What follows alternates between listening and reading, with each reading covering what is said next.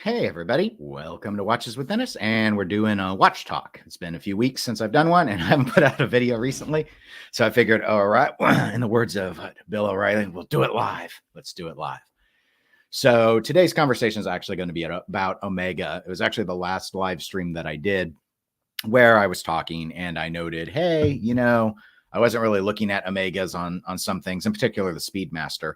And I recall someone in the chat said, hey, you don't like Omega. And it's like, no, I do like Omega, but not enough to want to buy one.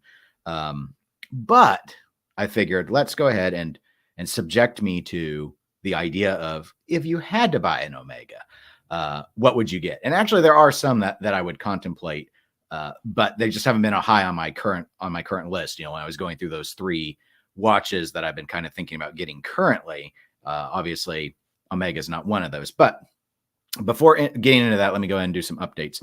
So actually, since the last time I did a live stream, I actually got another watch as a gift. I mentioned that I had received one of the Mr. Jones watches, the Step Right Up watch, from a friend of mine who I podcast with. Well, I do another pinball podcast with another person I've done far longer. I've known him for a very long time. And he got me a Spiro Agnew watch.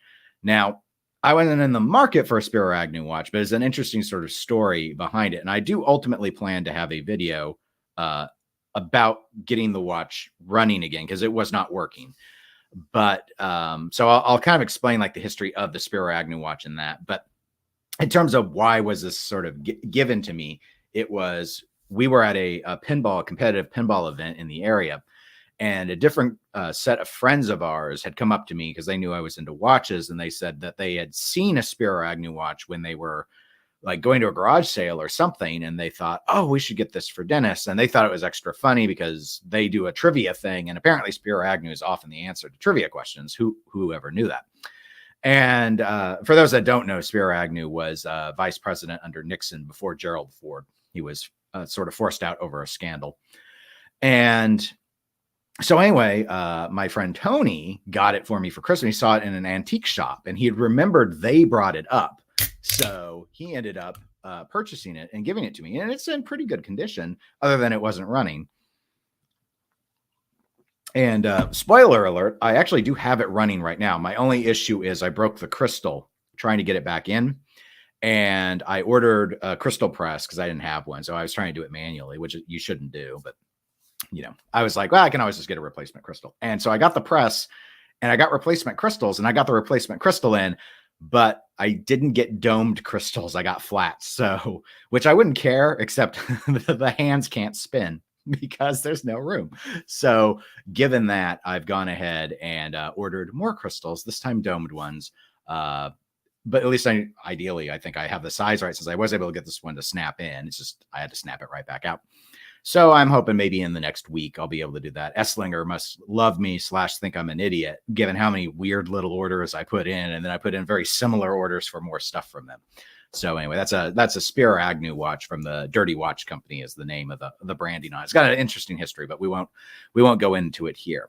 What we will go into here is the topic today is all one big topic, and that is Omega. Now, Omega has a ton of fans in the luxury watch space. They're known, I'd say, primarily for two major lines of watches. And you can kind of see these all up at the top here on the screen I'm sharing. But there are four. We're going to walk through all four of these. So the Constellation, Seamaster, Speedmaster, and Deville lines. Now, the Seamaster and Speedmaster are the most famous, and they're also massive lines. So like if you look at Constellation, you see there are a couple of big categories, whereas Seamaster, you've got 4 major lines. Speedmaster, you've got 6 major lines. And Deville actually has quite a few for not being, as in my view, as well known of a line of watches with 5. But I've gone ahead now. You probably see across the screen, I've got a ton of tabs up. I've already gone through and picked watches. So my rule of let's talk about watches that I, showing some Omega love here was just stuff in production. I may mention some other stuff as we go along, but for anyone who's in while we're doing this live, if you've got thoughts on watches that you want to discuss from Omega, I'm all ears. Obviously, they have so many. Actually, one of my big complaints about Omega is I feel they have too many watches in active production, and it gets really overwhelming to try and figure it. But going in when I was newer to watches, like a lot of people, I really only knew two lines. I knew the Seamaster line because that's what James Bond's been associated with ever since Pierce Brosnan. And then, of course, the Speedmaster line, which is probably their most famous because of the Moonwatch and the association with the U.S. Space missions to get to the moon. So let's actually start with the two lines that aren't as well known, or at least were not as well known to me. So that would be the Constellation and the Deville. We're going to start with the Deville. That's why I've got it loaded up here. So I'm just going to run through the listing first, and then I'll show you. I have picked watches. I forced myself to pick Omega watches out of all four of these groupings. I have not picked watches out of every subcategory. So, for example, I don't have a Lady Matic watch because I'm not in the market for a Lady Matic watch. But you can see that they have 94 models of Lady Matic watches. That is a lot of that's a lot of watch, really, just for that one thing. So, in terms of the other Devilles that Omega currently does, they have their Hour Vision line. And then there's the Tracor line. I'm probably mispronouncing that, but that's what I'm going to call it. It's the Tracor line. And I believe I've grabbed one out of each of these. In a moment, we'll hit on. Actually, yes, I know I have. And then there's the Prestige line. I also picked a watch out of that. So, and then there were the Tourbillon line, which I didn't choose any. I'm not actually a really big fan of Tourbillons.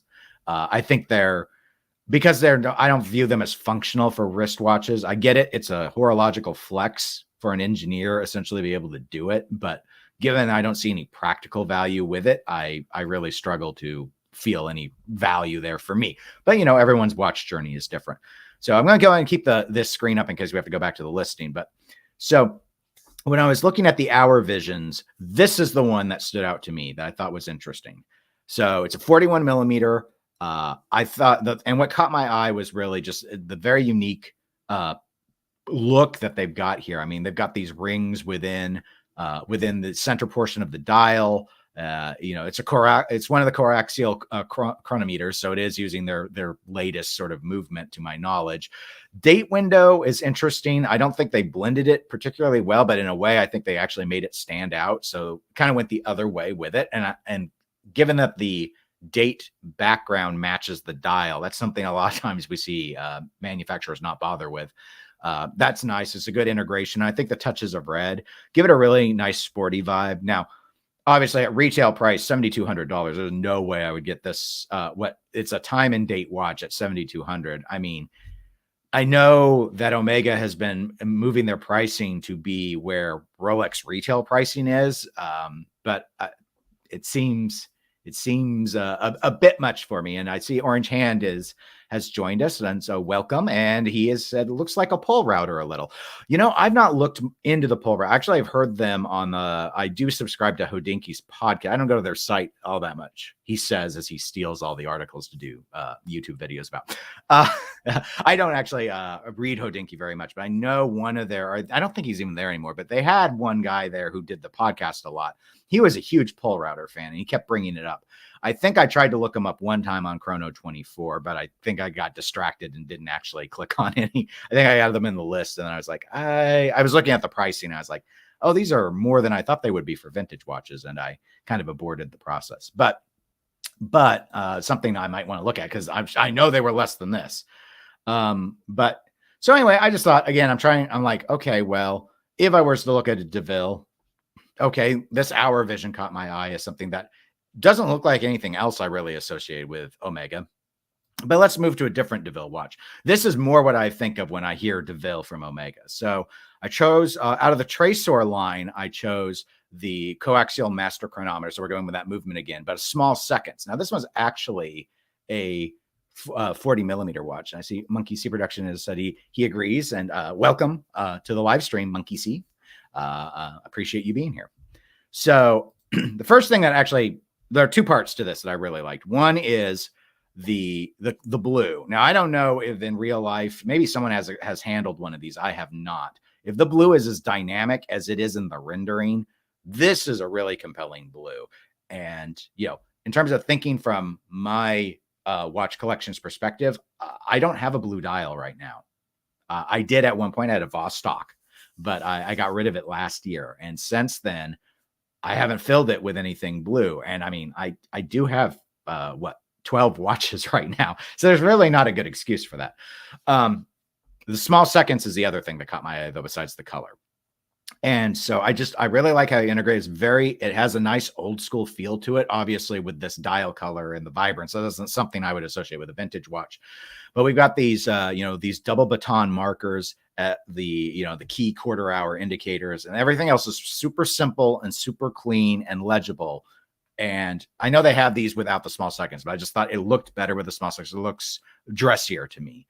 Again, not much cheaper than the hour vision we were looking at here at just over 7,000 retail. I'm sure you can probably, last I heard, Devilles and Constellations, you could usually still get a markdown on versus some of Omega's other stuff, where Omega used to be a company where discounts were readily available. That has been shifting, in part probably because they've been pivoting into limited editions a lot more, and in part because their popularity, I think, has gone up twofold, for two reasons. I shouldn't say twofold, but for two reasons. One, a lot of times people kind of consider them as a Rolex substitute, and as Rolex has become harder and harder to get, you turn to someone else. I mean, if you're like, I won't pay over retail for a Rolex, so I don't even look anymore. So it'd be like, okay, well, even if Omega's pricing has gone up to Rolex retail, at least we can get the Omegas at retail. So that's one aspect. And the other is, maybe not so much on like the Devilles, but when we move into the Seamasters and such, specification wise, Omega is actually delivering, from a sports watch perspective, I think, a lot more quality specification than you would get at the same price from Rolex. So the engineering, the movements, those are becoming really compelling to people. And I think Omega's been strong in that a really long time, but they've leaned on it a lot more lately. Sorry, I need to take a drink real quick. Okay, so I do have one more Deville that caught my eye. And this is actually one of out of the prestige collection. Yes, I've gone with coaxial chronometers on all of these. They are using that setup a lot more now. So in my defense, it's not like I had a ton of choice. Though there were some quartzes and such in this line. I think I actually do have a quartz later on. So spoiler alert, we will throw one of those in. But this one's a lot cheaper than everything else. This is a 39.5 millimeter. And this was, retails under $4,000. So for me, much more approachable. And again, the dial's design caught my eye. The one thing I don't like is the date. I'd actually say I'd rather this with no date, but my problem is, of course, when I was talking about earlier, how well the Hour Vision integrated the dial color here with the color of the date window, the date wheel, the background of the date wheel. Clearly that wasn't done here. We have the standard stark white date wheel on a almost textured looking, like linen almost styled dial, which is too bad because I really like that linen look of the dial against the gilt numerals and hands. I think that's a really nice look. It's unfortunate that the date is there the way it is. For those that have heard me before, I'm not a huge Roman numeral fan in general because I think it's overly formal. But this watch is trying to do a formal style look. I feel, still being on a steel. I chose the version on a steel bracelet, but it's not like a Cartier tank where you've got every single marker as a Roman numeral. It's all spaced out, and it's still a lot of wide open space here. There's a lot of white space, not truly white, but white space to work with. So overall, other than that date window, I really like this. So I went ahead and threw it in. Because nothing's perfect on anything like, but you say 20 millimeter lug width as well, so it would be real easy to, I think, to make this something of a dress strap monster where you could go with a variety of different colored leather straps, and as long as the gray shade complemented it, and gray goes with a lot, I think you would have some good potential here. Anyway, I threw it in for that, and that it was just out of all the stuff I'm showing you on the Deville side of me trying to show Omega some love. Let me throw one in which actually was at a quote unquote realistic price. Because I would struggle to want to pay $7,000 for a Deville myself. So the second line I want to talk about is the other one that I don't think of when I think about Omega, and that is the Constellations. And there are only a couple, really. So a couple mainline or sub brands, we should say, to it. So there's the Globemaster, and I did grab a Globemaster that we'll go through. And then they also have sort of the traditional Constellation, which I think is really known for by these little markings on the sides of the case at the 9 and the 3 on the bezel. That's kind of like a trademark thing of the Constellation. So have you ever, that's what you can look for. If you're like, was that a Constellation or Deville? That's what I look for, is those marks on the bezel to know if it's Constellation. But let's start with the Globemaster. So this is the one I grabbed. It's a $600 retail watch. But this is their coaxial, it's a weird theme here, coaxial master chronometer, but it's an annual calendar, 41 millimeter. So I think it's very wearable. And I liked how they did. When I saw this on their main page, I couldn't tell where the annual calendar was. It was too zoomed out. So I was like, where are they? Because I saw the date, of course. We got the date. Again, because this looks textured for the dial backing until we reach the perimeter of the dial.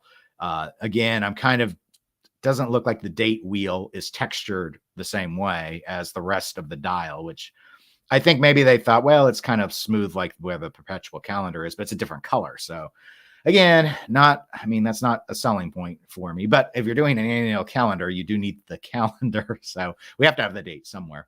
But I really liked the sort of the grayish white transition that they do here, whilst also having these blued hands. And what they did for the dates, if it's a little difficult to tell if you're on a phone or whatnot, is the months are actually noted around the perimeter, like May, June, where my mouse is, July, August, September, abbreviated in a scripted font, which I think looks really clean, kind of goes along with the Globemasters in a scripted font. And then we've got the hours, minutes, and seconds hand, but we also have this pointer that identifies the month that we're currently in. And of course, we have the date at the 6 o'clock, which a lot of people like. I'm not a huge fan of 6 o'clock dates personally, but a lot of people love them because it preserves symmetry, which I get. So that was the one Globemaster that I mean, there were a few other, color options, and we scroll down, I think it shows us the rest of them. Now the first one I think I saw was something like this, or the Sedna one, but it's like, I was like, I tried to steer clear of gold again. While I could say, oh yeah, it's a watch I like, I wanted to sort of stick with watches that I could conceivably buy, and $20,000 watches are not that. So, I would struggle mentally with getting past the barrier of, do you want a new car or do you want a watch? Granted, the watch wouldn't depreciate nearly as much as the car would, but we can't always win. So now Constellation. So I mentioned a while ago that there was going to be a quartz watch. Here it is. At least one of them. I think it's the only one I remember putting in. So this is a 36 millimeter. So quite a bit smaller watch. So I think a lot of guys would not be interested in this, but I wouldn't have a problem wearing a 36 millimeter watch. I'm trying to think if I currently have one. I do have one 36 millimeter. It's my field watch, my marathon field watch. However, I also have a 34 millimeter, and I'm wearing a Reverso today, which is quite a bit smaller than 36 millimeters, but rectangular watches play by their own rules. So again, we have these markings. This was only 2,700 because quartz movement, but again, just the cleanness of it. So here we are. We don't even have double batons like we did back with the Deville. Everything's just got a marker except the 6 o'clock position, which has the date. Date wheel is black like the dial, so it integrates better than some of these other options I've been looking at. And it's just a simple hour, minute, second with the Omega branding at the 12, and then a constellation with a little constellation star symbol down towards the 6 o'clock. So it's like kind of in that, to me, Oyster Perpetual range, like that's what we're talking about. Except the Oyster Perpetual retail is like a $5,600 watch, and you can't find them retail anymore. So they're like all over $10,000, it seems.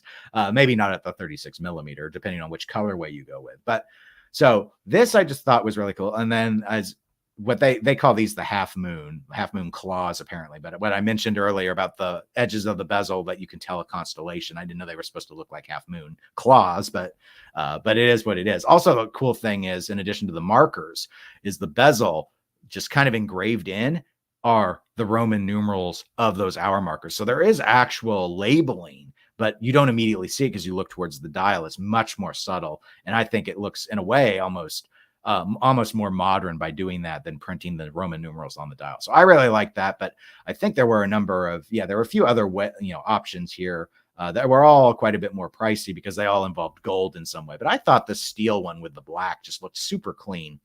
I was trying to think if I had any black dial watches. I start to feel like I don't have anything anyone likes, but I do. But I have one dive watch that's a black dial watch, and I guess that's pretty much it. So All right, so we're through all the quote unquote boring ones now, right? So most of the people, yeah, I see some love online on occasion for Devilles and Constellations, but usually that love is, hey, if you want an Omega branded watch and you don't want to spend a lot of money, you can usually find these on deep discount because they're just not the two popular lines. So let's go into the two popular lines. So the Speedmaster, in my opinion, is Omega's most popular line. It's also my least favorite.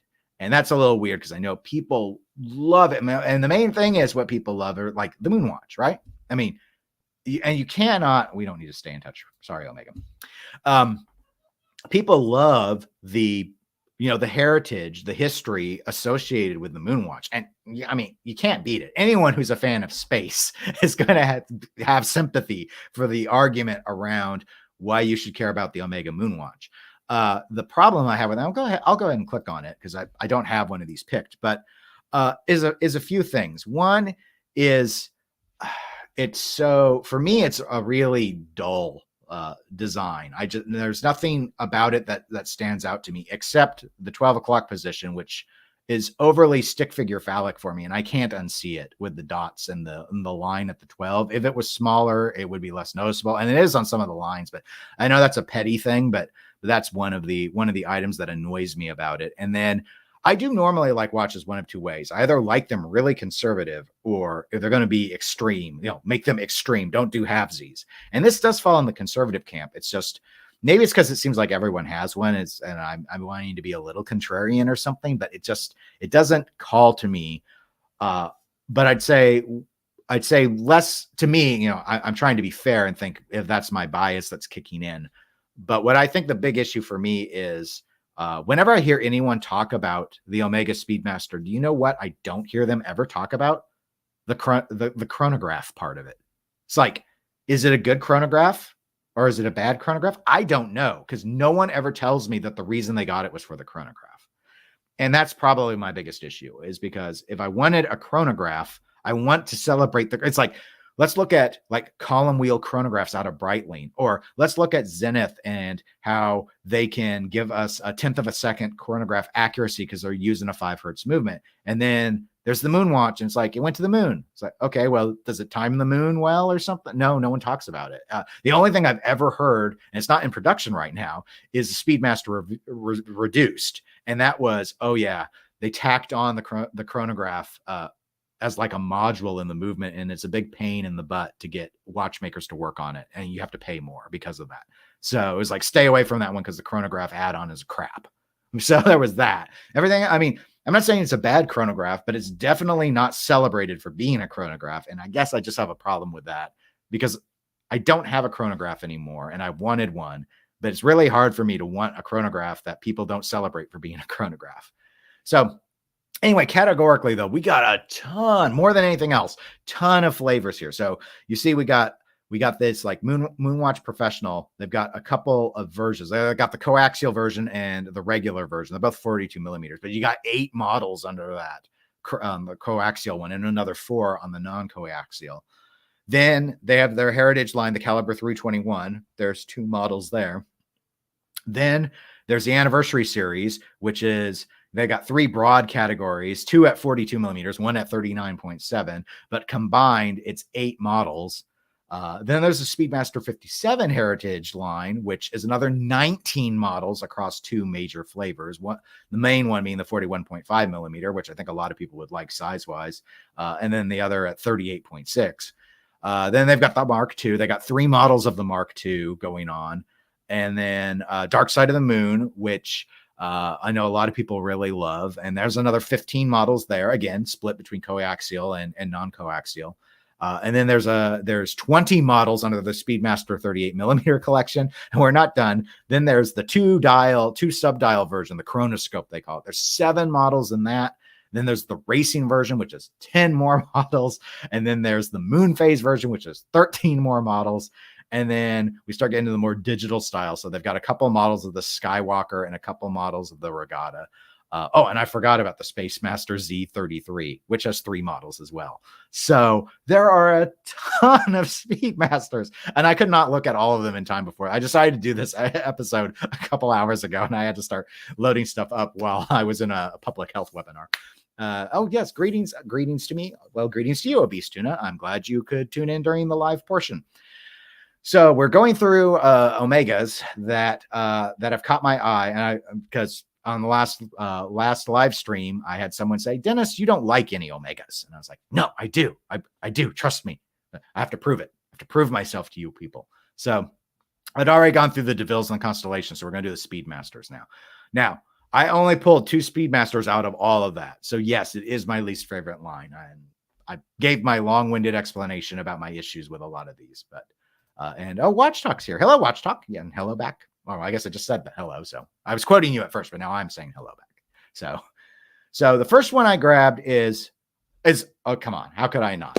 All right, so this is the anniversary series Coaxial version. They call it the Silver Snoopy Award, and there are a couple of reasons. One, now I complained earlier about how I just don't like the double dot line indice that is on, it's not on all Speedmasters. It's on almost all of them. It's not on all of them. However, this one it looks better on because these are textured and they just don't look like it's all painted the same. You know, it's not like all is brushed on the same way. So I get less of that stick figure ding dong vibe and a little more of a, oh yeah, it's a real marker sort of vibe.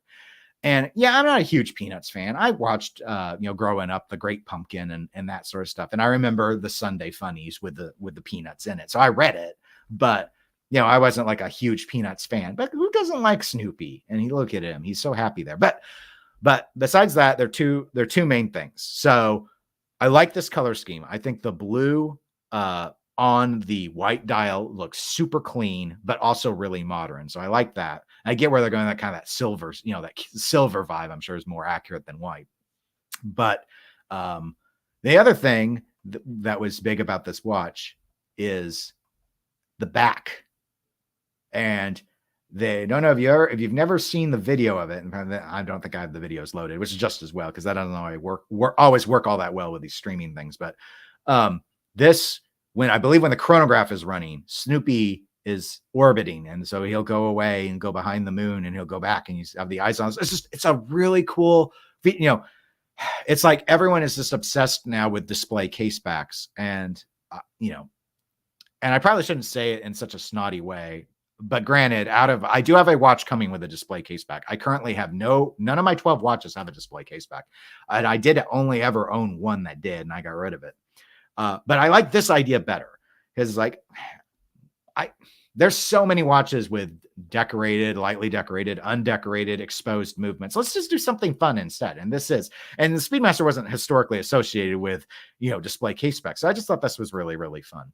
And see, Watch Talk has said, I've had an Aqua Terra for about 7 years. Great all-purpose watch. I do have an Aqua Terra in my Seamaster section that I'm going to be talking about because the Seamaster line is my favorite. And Aqua Terra is one of many that I do like out of the Seamasters. How can you hate the Seamasters? They're unhateable.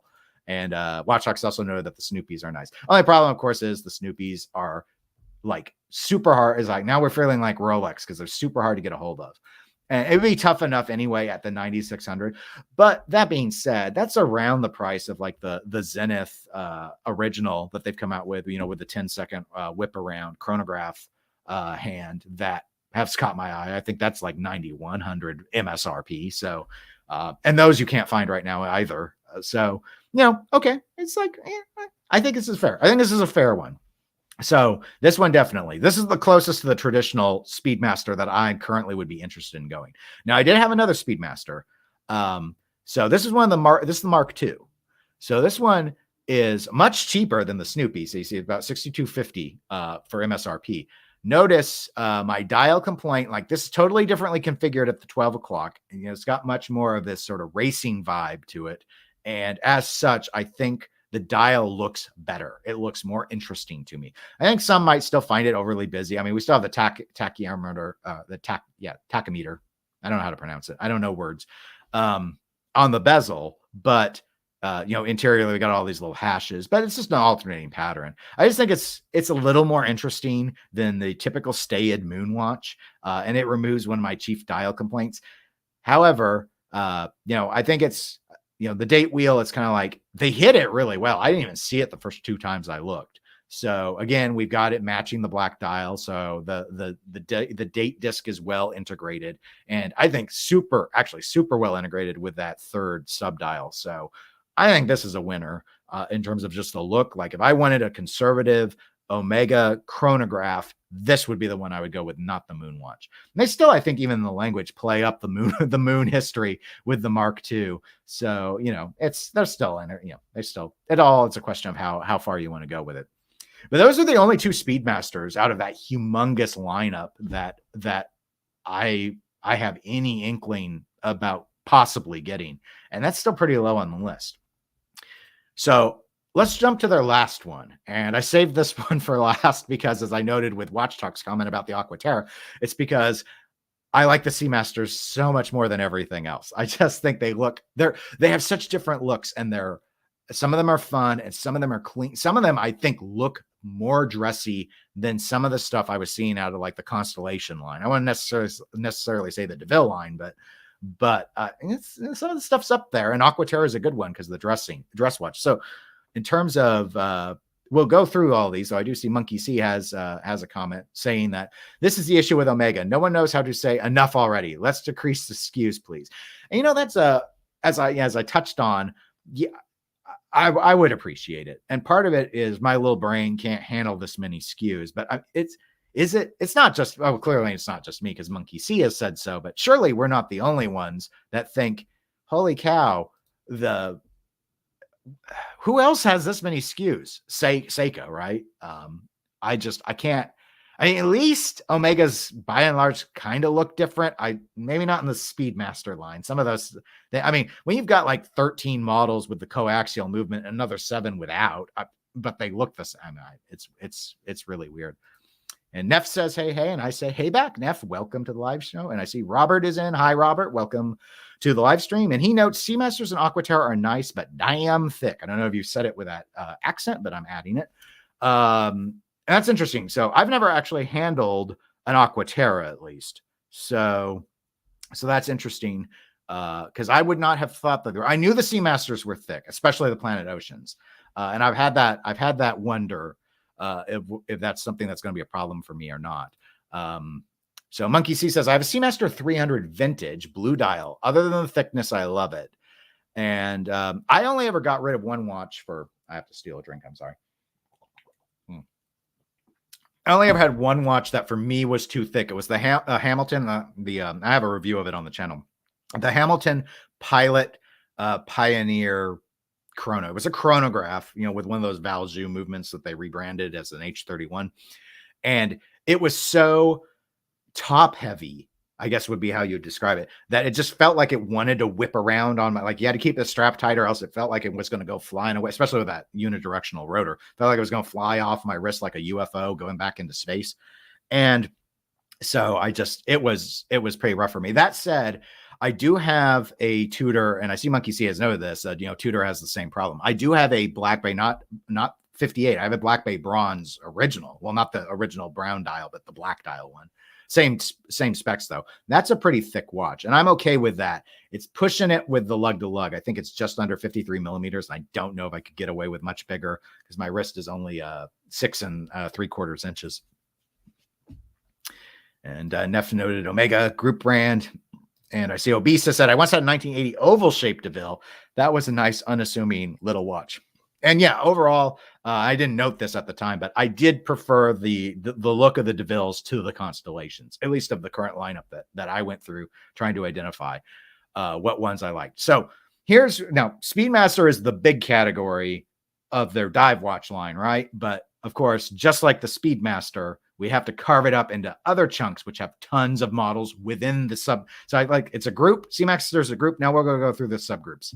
So Aqua Terra, 150 meters. So these are, by modern standards, right, these wouldn't be considered true dive watches anymore because they're not at 200 meter rating.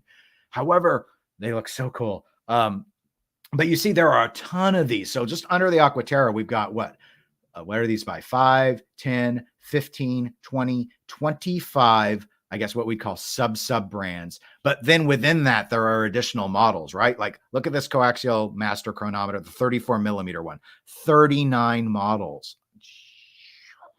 That's a lot of watches. It's a lot of watches. That might be the biggest one because there are probably a lot of people, 34 millimeters, a good target for I have a 34 millimeter, but they'll probably, you could say that they're oriented those for a lot of women that might like 34 millimeters, definitely like them more than men would. But you see like 5 of the quartz 28 millimeter. But some of these other ones, 38.5 millimeter here, 14 different models, 18 models here of the annual calendar. Anyway, I see Nephis said, I like Omega. I like George Daniels, but does every watch have to have the tri-level coaxial escapement? That's why they're so thick. Interesting. So, it seemed like everything I was pulling up was a coaxial escapement. That said, except when we were back, and I'll jump over there real quick, Speedmaster still seems to be splitting the difference a little bit. So like the Moonwatch, we had 8 coaxials and 4 non-coaxials, same 42 millimeter diameter. We also saw something similar to that with the Speedmaster 57 line. So they had 17 with the coaxial, but they also had 2 that weren't, but those were different sizes. The 2 without were also just about 39 millimeters, and the others were 41 and a half. So I saw some differences there back with the Speedmasters, but everything else seems to be, doing the coaxial. And I should have probably thought about it, but I did not realize that would be the responsibility for why it would be thicker. I've only ever watched like one video on how that coaxial works though. So I'm going to blame that for my ignorance, but all right. So Aqua Terra, and we'll go through, I've already grabbed some out in these sub tabs in terms of what I want to go into further. So then we've got what I think of as traditional Seamaster, right? So that's the 300, they call them the Diver 300 meter. And they've got another 7 sub categories of those, which I think if you add them all together is something, I think between 30 and 40 different models within. Actually, I'm wrong. I think it's over 50 because I didn't realize there were 27 of these. Though this is a grouping, spoiler alert, I pulled from the Coaxial Master Chronometer at 42 millimeters. Then there's the Planet Oceans, which are the super serious dive watches, right? That the 600 meter. And again, I did not realize they had this many Planet Oceans. I thought Planet Ocean was like a not very popular thing. And maybe it's not as popular as the 300s, but holy crap, we've definitely got like over 60 of them. So we got those. And then they're the Heritage Seamaster 300s, which, you see 3 sub categories of, but bear in mind, this is almost 30 different models within just these 3 flavors. Then, of course, we got the Heritage Rail Masters. We got 8 different models across 2. We got a 40 millimeter version and we got a 38 millimeter version. And then, starting to get into more tear-off stuff, which I did not pick from. So like the Olympic timekeeping ones, 14 models of those. Ploprofs, I hate the design of the Ploprof. It's just like Panerai. I don't like that crown guard look at all. It's just way too big for me. So I don't ever look at those, but there are 5 models of those. And then City Edition, I wasn't familiar with this. I did grab one of these. There are 10 of those, just under 40 millimeters, in diameter. Bullhead, which is kind of a cushion case, 3 versions of that. Seamaster 1948, another 4 models there. And that's, thankfully, that's all of them, right? So this is it felt like, I think Speedmaster is the most famous watch, but I think they've got more models going on in Seamaster than anything else. I see Nephis and also noted to Monkey C that they did very cool movement. So again, early on in the stream, before anyone was really on, I noted how I thought how really cool it was to have so much technology, the innovation on the movement side, where I think Omega is really showing off a lot more capability than what we see from Rolex. And I think that's probably Omega's thinking as to why they can start charging the same retail prices as Rolex, because they seem to be trying to go in that direction, which is sort of interesting because it seems like Rolex is like, no, we're moving further away. We want to be compared to AP and Vacheron, and we'll let Tudor be the Omega competitor, which I don't know what's going on with Tudor sometimes. It's a weird one. But so here's the Aqua Terra I picked out. So we were talking Aqua Terra. We have some Aqua Terra to love in the chat. And see, David Dennis has been in here and he did note, welcome, David. The Aqua Terra is also pretty shiny and reflects a lot. Hey, we like shiny things, right? In the world of pinball, it's all about bright lights and shiny stuff. That's why I got the playfield glowing in the background. And it's like, I think it's the interesting one, because to me, the Aqua Terra can walk that line between dress watch and sports watch way better than any of the others. Yeah, I know they put James Bond in non-Aqua Terras all the time, but that's different. He gets to blow people up and stuff. So here we go. 5,500 retail. super clean design. Again, just hours, minutes, seconds, plus very well integrated date, matching. I went with black again because matching the background of the dial at the 6 o'clock position. So symmetry is completely preserved. We got the nice minute arrow pointer, which is what I always really think of with Aqua Terra. And I see Nicholas is in the chat. Welcome, Nicholas. Thanks for tuning in. And he says, I just wish Omega had tapered bracelets on the Aqua Terra line. And notice I didn't examine too much on the bracelet side. I actually grabbed this on the rubber strap, though, because to me, it looked like it was going to be more comfortable. But I do believe they offered a variety of choices, though. And this one, it might have only otherwise been leather. And I have a thing about trying to, of course, they have like the steel on steel one, which was white. Yeah, they had it in black as well. I just thought it integrated better. And we had the choice of leather and rubber. And for me, and this is just a me thing, like I don't do dive watches on leather because you don't dive in leather. I do have that Black Bay bronze I got. It came on the leather strap, and I changed it to a nylon, and then I've since changed it to a rubber, which I have found really comfortable. So that's also kind of why I was like, my normal rule of thumb is if you're buying retail, if you're buying new, I didn't have a choice on the Black Bay bronze because I bought it used, but if you're buying new and you have a choice, my general rule of thumb and my recommendation to you for whatever it's worth would be get the bracelet. Because if you ever want it later, it's always a bigger pain. There are plenty of third-party leather and rubber straps that will make you as happy as a clam. So, but if you want that branded bracelet, get it at the get-go when you don't have to pay the extra price to get an additional amount. And another thing on this is that it's 38 millimeter, which, like, I don't know, all of you what your preferred sizes are. Historically speaking, I'd say I probably. My default brain is 40 millimeters is my ideal size. In reality, I'm pretty happy at like the 38 to 40 is probably the better range for me. I've gone all the way down to 34. I've gone all the way up to 43. Lug width matters more to me than dial diameter personally, but it also depends on how much stuff. Like with this, I wouldn't mind this going down to a 37, for example, because all it is time with date. Like if it went down to a 34, I'd want it to be time only. I don't want any complications to try and read, but I can do a 34 that small.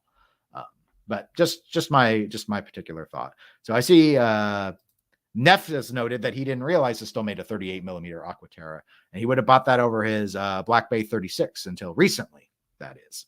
And Obese Tuna says that he thinks 38 millimeters would be the ideal size, and so let's move past the Aqua Terra. There were a lot of good Aqua Terras, and I limited myself to one. Sacrifices had to be made. So what Diver 300 do we go with? Well, of course, I had to go with the one that I associated with James Bond. Pierce Brosnan and James Bond. No, this wasn't the one he wore, because, of course, we have to have the thick coaxial. It even says it doesn't say thick coaxial, but I guess they could. There's enough room to print it. Well, actually, no, they got that ceramic branding right there. Really hard to make out with the wave pattern. I actually have always really liked the wave pattern on a lot of these Seamasters. And the Aqua Terra, bouncing back to that, I really like this too. This really straight line, clean look, super clean. But less obviously, I don't associate with these 300 styles with dress watches at all. But for a sports watch, I think it looks really good. I like the enlarged hands. I like the little red tipped second hand that they got going on. Again, we have a date wheel where the background matches the color of the dial, which they don't do on all their watches. So I'm glad they did it here. 42 millimeters is on the larger end for me. But that being said, I make exceptions for dive watches as a general rule. So I would never expect a 300 meter dive watch to be a 38 millimeter watch like the Aqua Terra was. You do get the display case back if you're, which Omega does a lot of. And I think they've really dressed them up a lot better, way better than Tudor's displays. I've never had an interest in a display case back out of Tudor. I thought even their gold Black Bay looked so unimpressive when you could see the movement. I was like, why are you doing this? I see Neff has noted 37 and 38 millimeters is his ideal range. And Neff has also said he really dislikes the SMP. Is that the Seamaster Pro or Professional? I forget what the P stands for. The bracelet bezel hands, the helium escape valve thickness has every feature I don't like. Now, that is the main thing for me as well. I've never liked the helium escape valve. You know, so many other watches with helium escape valves have done them flush to the dial, so you don't have to look at it like this. It's a useless. Okay, thank you, Seamaster Professional. It's a useless complication for almost everyone, and it didn't have to be designed to stand out and get hooked on things. This is part of the reason why, again, as a dive watch, and as I've looked at it more, as is often the case with so many watches, I become accepting of things that I didn't like originally as I get used to them. I don't like it, but I could live with it. But to me, that helium escape valve automatically rules this out from, I would never wear this watch with a suit. Not seriously. Like if I had a meeting, if I had a meeting at my job and it was like, okay, I'm going to put on a jacket and tie, this watch would never be picked. I don't care what strap I threw on it. I'd be like, nope. Not with that thing. To me, it always looks kind of funny when James Bond wears one in the movies and he's in a tuxedo and I see that helium escape valve and I'm like, you're going to blow up a submarine, aren't you? Because you've got your helium escape valve. So now, this wasn't there was another colorway that really pulled to me on this. I love this one because it's a throwback to the kind of that Brosnan Bond era color. Though, honestly, if I was to buy one, I would probably buy one from that era, either the mechanical or the quartz. I wouldn't really care. However, this one I really like too. The gray, I actually, in some way, just as if I'm not thinking in the historic, oh yes, I remember this from the movies sort of thing, kind of for a modern one, I like this one more than the blue. So like if I was thinking used older model, I think blue, but if I'm getting stuck with the thick coaxial stuff, I probably want to go with this gray one. I don't know. Again, it's more fun. It's different look to it. It all kind of feels like, hey, I kind of want to look like I'm titanium sort of thing, but I'm not. I'm steel. Fooled you. Haha. I don't know. It's just, I like the gray a lot. So I was really torn between those two. See, Nicholas has said he's waiting for Omega to re-release the Seamaster 300 from the 60s with sword hands and no helium escape valve.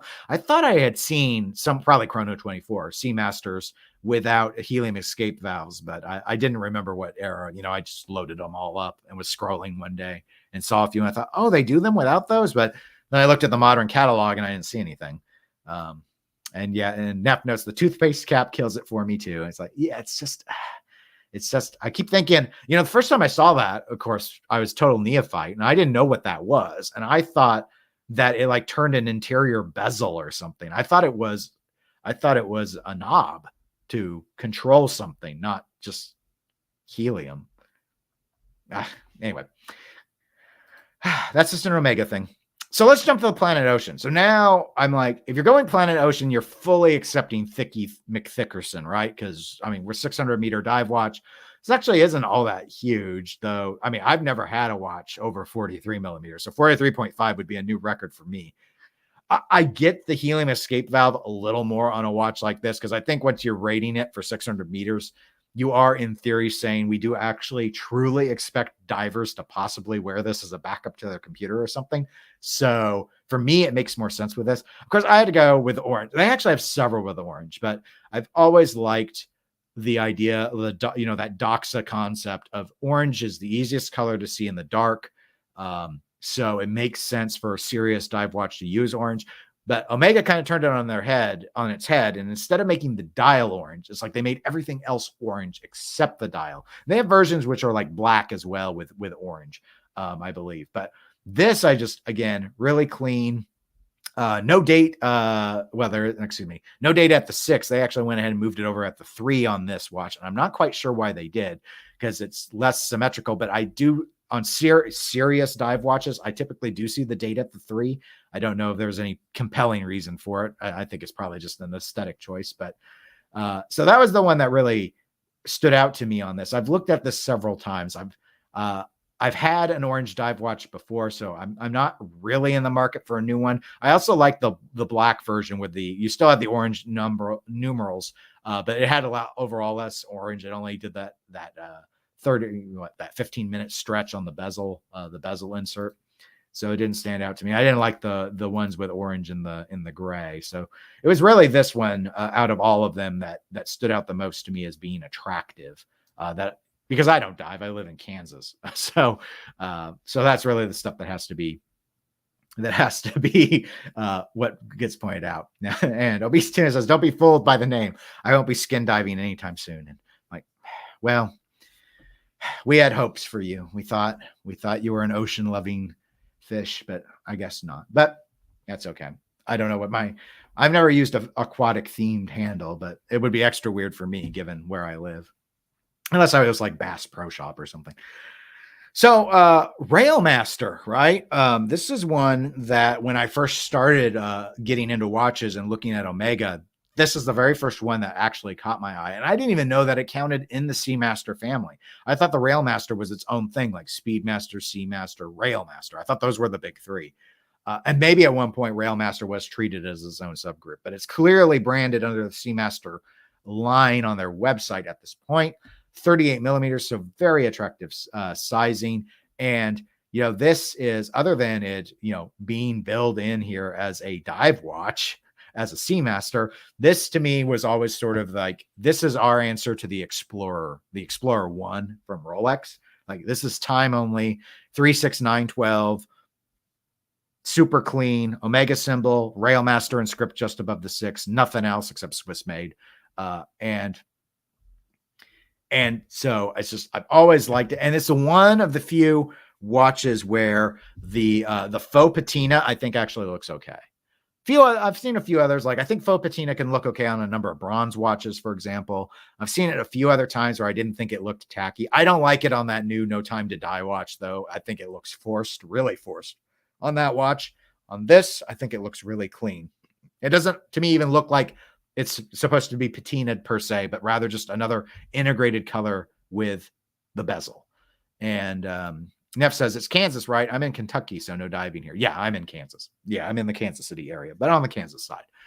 And Neff says, spelunking, sure. Well, the Rolex Explorer 2 is the Spelunker watch. The Rolex Explorer is, you know, I don't know. It's like the celebration of the Mount Everest climb, but I don't know if it's meant for anything specifically. The Explorer 2 is the one where it has the, you know, it's often, I have an Explorer 2. It's used as like a GMT watch now, but I think the very first runs of them did not let you have independent control of the hour hand. And so there was like a GMT hand. Its only purpose was to point at a static 24-hour bezel so you could tell if it was day or night in a cave. That was its entire purpose. So now, you know, the more modern ones, and I have a 16570, you know, I can jump the hour hand. So if I travel and I wear that watch, I jump the hour hand to whatever the local time zone is. I keep the red 24-hour hand at my home time, so I know what time it is back home. So, and I see Neff has also noted that Railmaster, I really disliked it until I saw it in person. The Fotina works on it. And yeah, the render, I still think looks a little like, and I've not handled one of these. I've seen a lot of photos of them, and I think, yeah, in natural lighting, this looks, I don't want to say way better. Yeah, this isn't a terrible render. It looks better though. And once you see it in natural light, it doesn't look as forced, I guess would be the way to say it. But Railmaster has always been one of those that I think is really cool. I've only ever heard positive things about it. I don't know anyone that I can recall who said they had a Railmaster and was just super disappointed in it. And actually, I see Watch Talk has weighed in and said the Railmaster is another great watch, solid and reliable. So it's always been one. It kind of fell out of after I ended up with an Oyster Perpetual. So I had a time only there, and it just kind of drifted away from me because I was never an Explorer 1 layout person. And as I started to see more 36912s, and I have another watch that kind of gets at that. The Black Bay Bronze actually has the Arabic numerals on it, which is something Tudor only did with the bronzes for some reason. I've just kind of drifted away from it.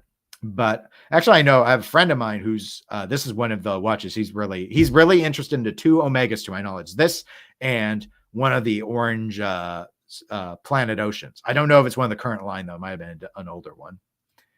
And then here's my last one. Now, as I noted way back at the start of the Seamaster section, I didn't know there were city editions. I don't know who these are targeted to. It's almost 40 millimeters, so it's a unisex watch from its sizing. It's a 39.5. And when I look at it, I don't see a dive watch. But here we go. Time only. Seamaster branding. It's got the coaxial movement. Again, another instance of a well-integrated. I'm starting to really wonder why they did. I'm bouncing back here. Why, like on this this Prestige, they didn't integrate the dial color and the date wheel color together, and it's just sort of garish. It's the one thing I didn't like about this, but I still picked it because I was like, I could live with it because I have other cheaper watches that do that. But then all these other nicer watches as I go along have this stuff all like polished in and everything. So anyway, this one apparently is boutique only. I guess it's a United Arab Emirates watch, but I like the these really, I don't know if these are thermally blued or not, but if they're painted, they look well painted. And it reminds me, if you've ever seen the Opaline Tudor 1926, which is a white dial watch, but it's got those really blue markers and really blue hands. And it looks good. It doesn't look like stupid, cheap paint blue. It looks, I thought it was thermal. And then I read somewhere that they weren't thermal, that they were painted. But whatever it is, it's shiny and it catches the light super good. And that's what this looks like. So I really liked this color scheme. I don't know anything about City Edition watches. Apparently this was super limited. So I picked a terrible watch as an example because I see it says 399 pieces, but they actually had a number of these. So you see there were a whole lot of like, here's a really nice blue one. Oh, the pricing is so high. I should have probably looked at the pricing. I mean, I knew I stayed away from the gold. Anything with Sedna gold scares me because I'm like, I'm not going to be able to afford it. But so here, okay. So I guess the city editions are all associated with a particular city for the boutiques. So I guess that's the idea. What's the depth rating on these? If they're Seamasters, surely they're at least as good as Aqua Terras, right? 260 meters. No, they're not. Okay, now this is bad advertising. Now I'm gonna whine. I still like the look of this, but why would you make a Seamaster that doesn't even have 100 meters of water resistance?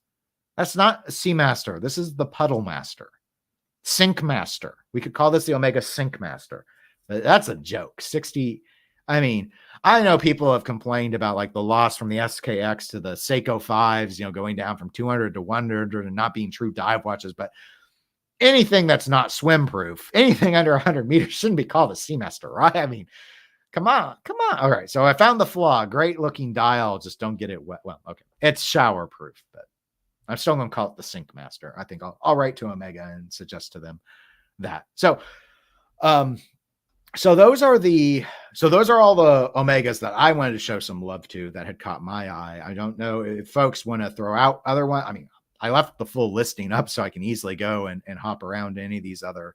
Let me go ahead and close out the all the ones I loaded, but we've got obviously a whole ton of things. And I couldn't even, I mean, when you see something, I didn't choose a Lady Matic, but when you see something like 91 models, like I did not go through, click on all of these today and be like, let's scroll all the way down here and start going through the sideways scroll to find like, which I like 47, but I like 82 a little bit more sort of thing. So it was a little overwhelming. As someone noted earlier, Omega's catalog is vast.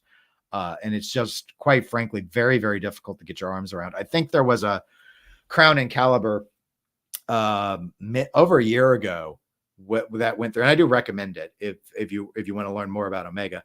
They did a buying guide for Omega, and that was where I first knew, because I had never really torn into Omega's website. I had seen Crown and Caliber do this for Tag Heuer, and it was a really straightforward video. And then with Omega, it was just madness, because it would be like you would go in and you'd see something along the lines of apparently I closed the Seamaster, so I should probably I'll just click here because who cares? I can bounce back to the Deville if I want to. Or Seamaster, excuse me, all Seamaster. So they would go through and they'd load Seamaster to explain it. And then you'd see like they do a graphic with like a tree breakout and then be like, here's the Aqua Terras, and then here's the Seamaster Professionals, and then here are the Planet Oceans, and then here are the Seamaster 300s, and then don't forget about the Railmaster. It has its own little line off to the side. And I don't even think they touched on everything. Like I don't think they went through these. Like, I didn't even bother clicking on these 14 Olympic timekeeping. I mean, I've seen the Olympic stuff come up on the sale threads from time to time, but like, what are these 14? Are they all modern? Surely they are. They can't be like letting me go back to buying like 2012 Olympic stuff, right? No, it's, oh my God, these prices. I'm glad I didn't look. Look at this. $30,000 for this stuff. It's steel. The yellow goat's cheaper. That doesn't make any sense to me. I'm assuming it's because it's limited, but I've never fully understood watch logic. I probably never will. Probably the wrong person to give any thoughts on watches. Why do I have a YouTube channel? It's because I did too many podcasts in pinball, and I wanted to do something different because I like doing content stuff to engage in a hobby. And I was like, let's learn about YouTube. And then here I am looking at stuff, and I'm getting sticker shock in a hobby where you should never get sticker shock because people spend millions of dollars on this stuff. But not me, baby. So Neff says, I think the Seamaster to get, or if they remake it, is the 165024, the Mod Seamaster. And I don't know what you're talking about. So let's see if it shows up on their website. If I type in these magic numbers, that watch, it clearly says, Neff, that it has never existed and never will. That's okay. We have Google open for a reason. Chrono 24 won't let us down. Sure, let's give them all my privacy rate. Okay, that one looks kind of, well, I guess this is an older watch because all of them look kind of worn. Oh, I don't have my share window up. I'm like, you don't see that I was doing all of that. I apologize. I forgot. You were looking at my big old nose instead. All right, so here we go. So, all right, so this has got like 3, 6, 9, 12, kind of like what I associate with the Railmaster, but really large indices, markers on the hour positions.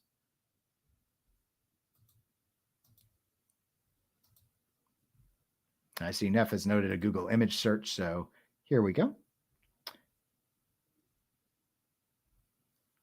Okay, so it was the Chrono 24 one. So that was the one that you think that they should remake. Yeah, I like the sword hand for the hour. I actually like sword hands. I had a dive watch with sword hands, but I don't have it anymore. I'm trying to think if I currently have a watch with sword hands. I don't think so.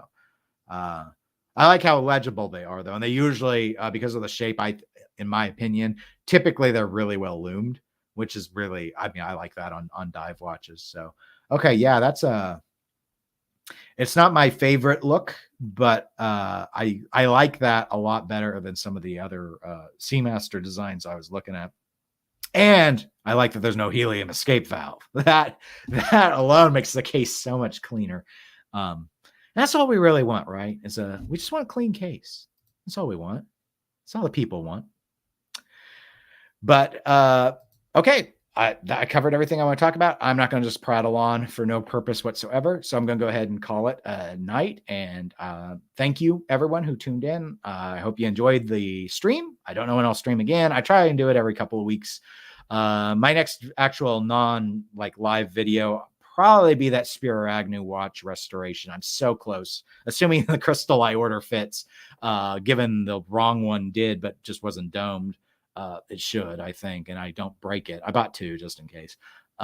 Hopefully I'll be done with that video and I'll be able to put that out. And then I do have a Stova watch coming. I have not yet received my order confirmation for it. No, I have my order confirmation. I haven't had my shipping confirmation yet. They had estimated 3 to 4 weeks. We're almost 4 weeks out. They've acknowledged they fell a bit behind because they actually took off like Christmas to the 10th of January. And they had a lot of orders. But I know my watch doesn't have to be built because it was one of the display models. So I'll hopefully have a review on that, but I'll want to wear it for a week first. So anyway, other than that, have a great weekend, everybody. Take care. See ya.